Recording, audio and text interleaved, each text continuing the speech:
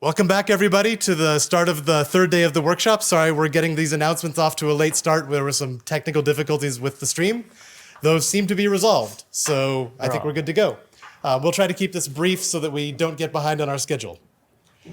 First, a little bit of practical things. If you have arranged in advance to get a certificate of participation, we will be filling those out and handing those out at the lunch break. So while everybody is leaving for lunch, those who want certificates, come find Farhad, and then I will go to him, and we will get them filled out and ready to go. Like, we have the papers, we just need to sit there and actually do it. So at the beginning of the lunch break. Yeah, beginning of the lunch break. That is your slot. This was also announced already yesterday, but I'll do it again on Discord.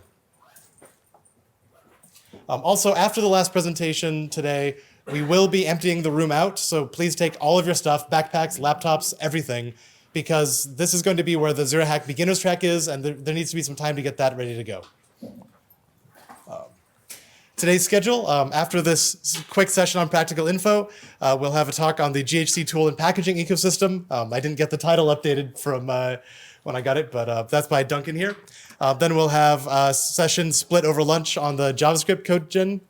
And then finally, at the end of the day, we'll have one on HLS, where you can see an alternative way of using all of these compiler features that isn't just a batch mode. And that's our farewell slides for later, so I will not go to those. Farhad, one extra thing. One extra small thing regarding the coffee machine. There was some confusion. Café crème does not have any milk or cream in it. So, so that's it. So, I'm going to go get the stream reset, and then I'll come do a quick intro and get you going. Yeah. All right. 2 seconds.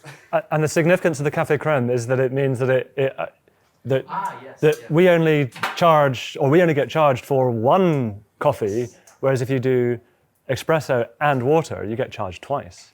Subtle difference, but yeah.